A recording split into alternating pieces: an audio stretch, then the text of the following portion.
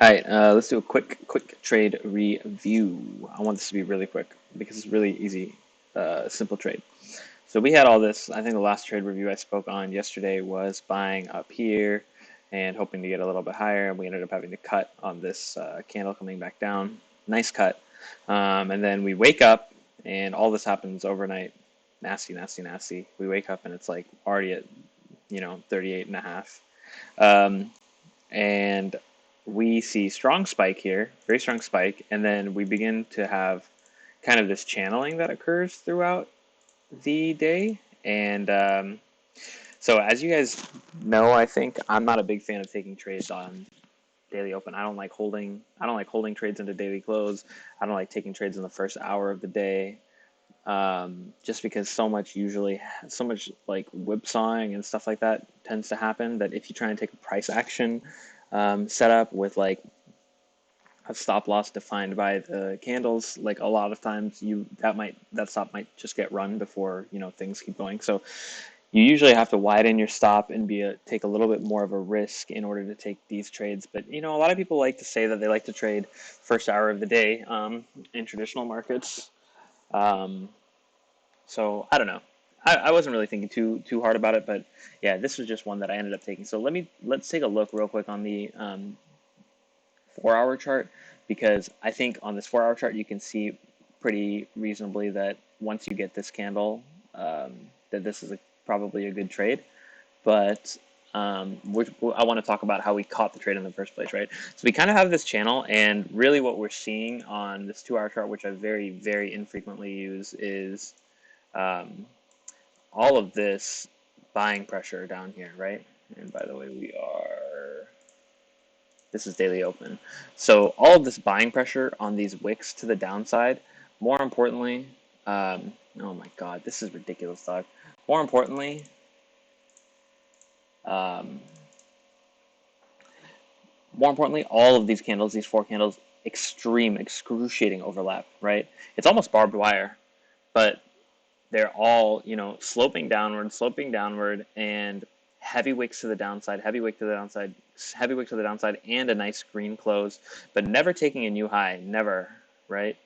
This is the only time we take a high, and actually this ends up being an outside down bar. Um, excuse me. And on this 1 hour chart, we kind of see a possible double bottom type situation forming. Um, if we want to expand this triangle, we can kind of say expand this channel. You can kind of put in like three attempts. Oh, way to say 3 attempts to the downside, probably one here, and one here, with this being part of this, probably like a two-legged, excuse me, kind of thing, two-legged move to the bottom of the channel. Um, and then we have this nice double bottom here on very, very high volume, right? Really nice volume here, really nice close up here, great follow through on the subsequent bar, and we're coming into daily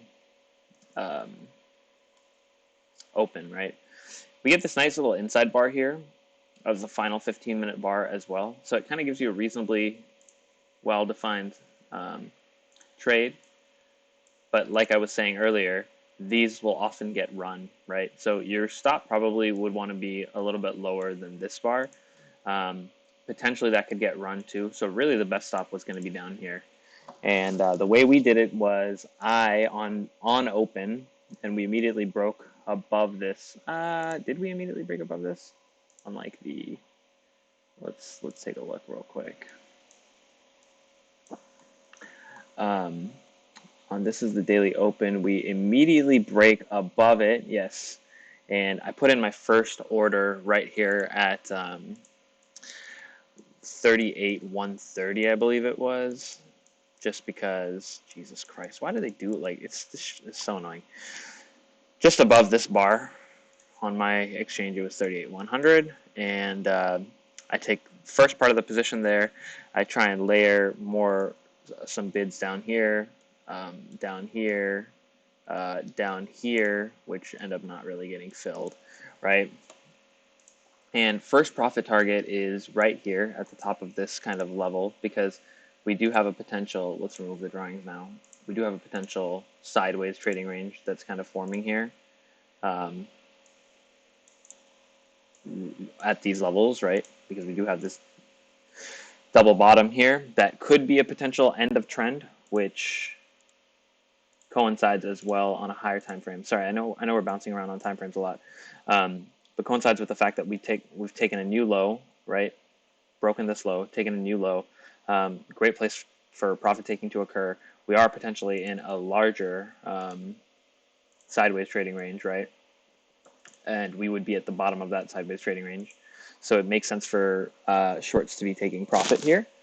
And yeah, then we have this potential sideways trading range that's occurring here. So first profit target is going to be at the top of that trading range. We end up getting a little bit filled here and more filled on this candle, and I think maybe one more fill on this candle, but we missed some more fills below it. I don't really quite remember.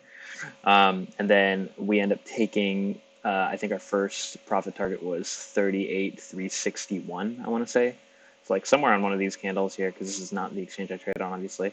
Somewhere around this area, we get a close. And then I believe I put the rest of it kind of around here. This was kind of the first, so we kind of built a little sideways consolidation region here. This was really the first opportunity that bulls had to try and take a long, was this candle right here. Really, technically, they should have waited until a break above this, but sometimes bulls get eager, and then you get this bar, and then you get this bar, and probably feeling decent that maybe we're gonna have a reversal, but then we end up getting this nasty push to the downside that ends up getting some follow through, ends up putting in yet another kind of small consolidation, sideways consolidation here, where bulls maybe are getting a little bit more active, right? Maybe on like a candle like this, or worse, a candle like this. So this is just kind of like a break-even level for bulls, where bulls who have kind of been underwater here are probably going to try and take some profit off at this level, expecting the possibility that there's going to be more downside. Like I said, on these higher time frames, we see kind of a channel developing, and that's really our signal that we might get some sort of reversal here soon. So just take a quick little trade here on this kind of this 15-minute chart, down in this area. Down in this area. First profit target here. Second profit target somewhere around here. I mean, I had a little bit in here, and I had a little bit higher. I think my last close was like 38.8 something. I didn't get 38.9 or anything higher than that. Just a quick little scalp. And I think something that I could have considered was that on this, this is very long period of time, long time horizon, and like a lot of strength, bullish strength. Like bears are really trying to sell, and like really I think a lot of bulls are hoping to get a better entry here, especially if you put the stop underneath here or underneath here, and you got stopped out on this wick. Like obviously you should be buying back right here. You should be buying back pretty much immediately, because this is telling you, yeah, we're going. Depending on where you want to take your profit, if you're trying to take your profit here, maybe you don't get back in because you're worried that your stop is too far down now, and like maybe we just kind of come up here and then roll over again and respect this channel even more.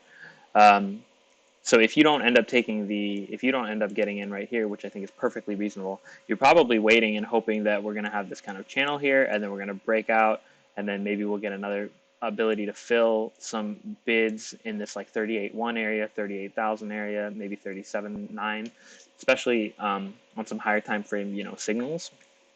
And that just never happens. This is the best bears get, and then we push up again. Bears try and push down, and they keep making. Let's show you. Let's take out the drawings. Keep making higher low after higher low after higher low. Every time we get a red bar or a series of red bars, there's a higher low, right? The first one is this red bar, higher low from here, right? Then we get series of red bars, higher low. Then we get from here another red bar, higher low. From here, kind of red bar, higher low. This one, let's call this and this the same thing, higher low, right? And So it's natural that we're going to start making a pump. I think it's reasonable to probably hold some once we start seeing this, but one of the things that I really like to try and practice as disciplinedly as possible is to take profits when things look good, because that was what my original trade plan suggested. Because of course when you get this candle, you're thinking, oh yeah, we're going up, we're gonna hit 40,000. So maybe you want to just move all your profit targets to higher up here, and then that's just never gonna hit, right? It always looks best when you have these really strong candles, but realistically, we made decisions to take profits at these levels from earlier, decision points, right? Like we had this uh, support flipped resistance. Potentially, it's going to be resistant, so it makes sense to take profit there, despite the fact that we have all of this strength here. And then this was a level where bulls might be trying to get break even, so it makes a lot of sense to be taking profit in this area.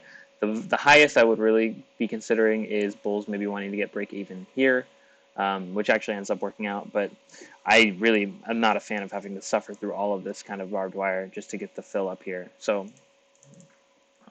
especially while you're still risking a lot, because your stop is down here still, and maybe you move it to here, but where else does it really make sense to move it to? Like, it doesn't really make the most. You can try and move it here, but there's just not that much strength in this area. This is like a sideways trading range, so I would expect that if it comes down here, like, it's gonna get bought back up anyway. So I don't really want to have my stop here, because it's just gonna get run and then keep going. So realistically, you kind of have to keep the stop still down here, maybe on like a price action kind of like this small bar, inside bar, because this is a decent setup as well, right? Like this is kind of a decent setup. This inside bar, maybe you can keep a stop down here, but not the biggest fan of that, because like I said, we are hoping still, I think a lot of traders are still probably hoping, especially once we hit this resistance up here, that we'll get an opportunity to buy here. So if this is a buy zone, why the F would we sell on a stop, right? So there's just no real place to move the stop. So once we get up to this 38,800 level, we're now like maybe trying to get, squeezed to 39,350 or something like that, but we're still risking all the way down to 37,850. So it doesn't make sense from a risk reward perspective when you're at this level here to be trying to squeeze this much out when you still have this much left. Maybe small portion of your position, but yeah, this ended up being actually really, really, really low risk, really like almost riskless, easy trade to take, and it worked out pretty beautifully.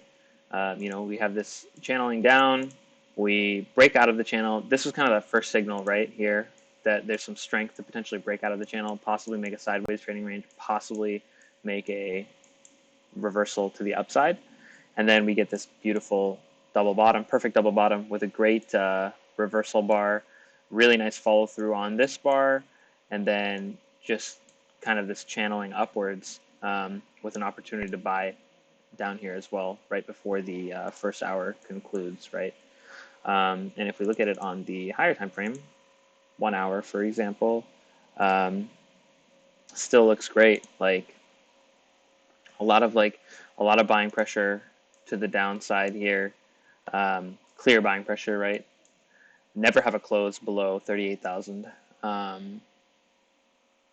and just really easy to pick up the trade and get a couple bucks off of it. So yeah, thanks for watching. That was a pretty good trade. I think we did a good job here, and of course 14 minutes. What a fast video, am I right?